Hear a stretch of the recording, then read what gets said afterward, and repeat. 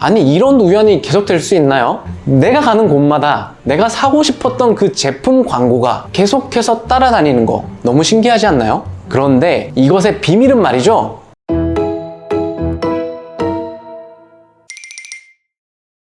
인터넷 좀 하시는 분들은 무조건 이런 경험 있으실 겁니다. 어떤 신발을 봤어요. 오, 예쁘다 생각해서 살까 말까 고민하다가 너무 충동 구매하는 것 같아서 우선 장바구니에 넣어뒀습니다. 사고 싶은 마음을 억누르기 위해서 뉴스나 봐야겠다라고 생각을 했고, 그래서 네이버 어플을 켭니다.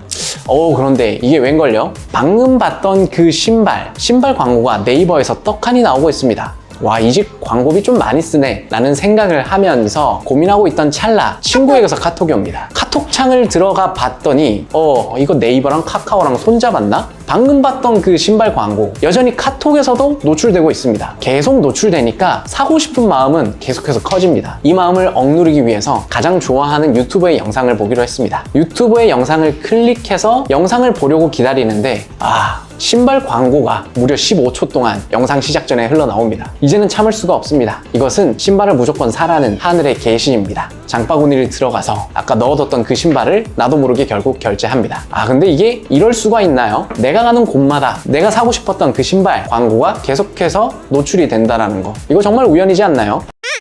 우연이 아닙니다. 이 모든 것은 광고주의 농간입니다. 한번 그물망에 걸린 여러분들을 계속해서 광고가 쫓아다니게 만든 것은 바로 광고주입니다. 그런데 우리 집 주소나 IP가 털린 것도 아닌데 어떻게 해서 이러한 광고들은 제가 가는 곳마다 페이스북, 인스타그램, 네이버, 카카오까지 어떻게 나를 따라다닐 수 있을까요? 이 질문에 대한 대답이 바로 오늘 영상의 핵심입니다. 우선 여러분들이 이용하는 대부분의 쇼핑몰에는 픽셀이라는 HTML 코드가 심어져 있습니다. 또 이렇게 이야기하면 또 저 녀석 어려운 이야기 한다 라고 하실 텐데요, 이게 전혀 어려운 개념이 아닌 게, 이 픽셀이라는 것은 내 사이트에 방문한 사람들을 넣어두는 하나의 바구니 정도로 이해하시면 쉬울 것 같습니다. 일반적으로 광고를 집행할 때에 연령대가 어떤 연령대에게 보여질 건지, 성별은 어떤 건지를 지정할 수 있는 인구 통계학적인 타겟을 정할 수가 있는데요, 이 픽셀을 설치하면 조금 더 세분화한 타겟을 지정할 수가 있습니다. 그러니까 내 사이트를 방문한 사람, 내 사이트에서 스크롤을 내린 사람, 내 사이트에서 제품을 장바구니에 넣어둔 사람 등과 같이 사이트에 유입이 들어와서 어떠한 행동을 일으킨 사람들을 넣어둘 수가 있는 겁니다. 실제 사이트에서 액션을 일으킨 사람들을 하나의 바구니에 집어넣을 수 있게 되다 보니 조금 더 세밀하게 타겟을 지정할 수 있게 된 겁니다. 그래서 여러분들을 따라다닌 신발 광고의 광고주는 아마도 장바구니에 제품을 집어넣은 타겟들에게 광고를 보여줄 수 있도록 광고를 세팅했을 가능성이 굉장히 큰 겁니다. 자, 여기까지 하면 어떻게 인스타그램에서 신발 광고가 나를 계속 쫓아다니는지 아실 수 있을 겁니다. 우리는 이렇게 픽셀을 통해서 얻어진 타겟들의 정보를 맞춤 타겟이라고 정의합니다. 공식 사이트에 심어진 픽셀에 이 맞춤 타겟들의 정보들이 저장이 된 것이고, 광고주는 이 맞춤 타겟을 활용해서 실제 광고를 집행하게 된 겁니다. 자, 여기까지 하면 공식 사이트의 그 신발이 어떻게 하면 여러분들의 인스타그램까지 따라오는지 구조적으로 다 이해되셨죠? 카카오톡, 유튜브에도 똑같은 광고가 노출되는데 이건 어떻게 한 걸까요? 사실 인스타그램과 별반 차이가 없습니다. 공식 사이트에는 아까 말씀드렸던 HTML 코드, 그러니까 페이스북에서 제공하는 픽셀, 인스타그램에서 제공하는 픽셀, 카카오에서 제공하는 픽셀, 네이버에서 제공하는 픽셀, 여러 가지의 픽셀들이 모두 적용이 되어 있는 것입니다. 모두 사이트에 심어 놓았기 때문에 내가 가는 곳마다 따라다닐 수가 있는 것이죠. 이러한 코드들을 통해서 얻어진 맞춤 타겟들을 대상으로 광고하는 것을 우리는 리타게팅 광고라고 부릅니다. 한번 사이트에 들어와서 세션을 만들어낸 타겟들을 대상으로 해서 광고를 하는 것, 이것이 리타게팅의 가장 핵심적인 요소입니다.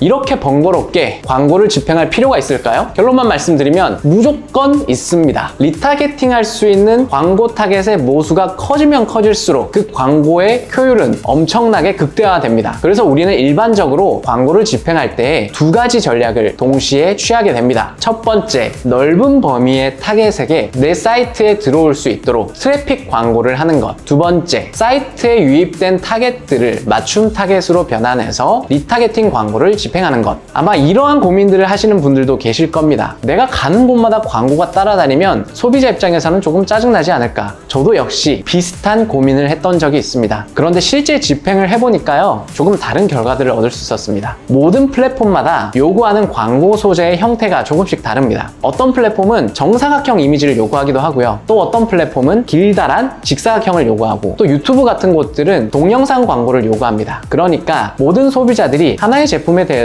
서로 다른 소재들을 보기 때문에 반복적으로 노출되면 노출될수록 제품에 대한 상기도가 올라가게 되고 결국은 그 제품을 구매해야겠다는 마음을 계속해서 크게 가져갈 수 있었습니다.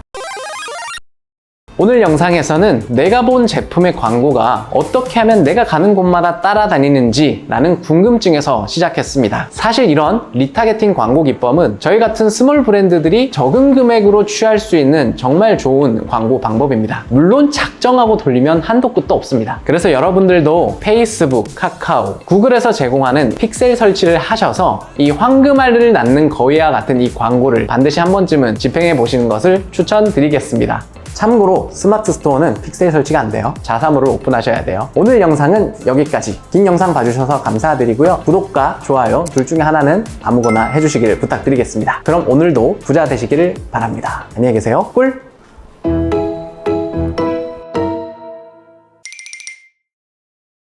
내가 가는 곳마다 내가 봤던 그 신발, 아니 잠깐만, 이거 너무 욕 같잖아. 그런데 이것의 비밀은 말이죠, 더러러롱 됐어. 이제 인트로해. 아니 이렇게 번거롭게 리타게팅, 잠깐만, 우선 나가세요. 빨리 나가세요.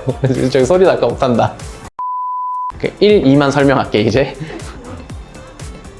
1이라고 하면 되지. 오늘 영상은 여기까지. 시청해주셔서 감사드리고요. 구독과 좋아요 둘 중에 하나는 아무거나 하나 해주세요. 안녕히 계세요.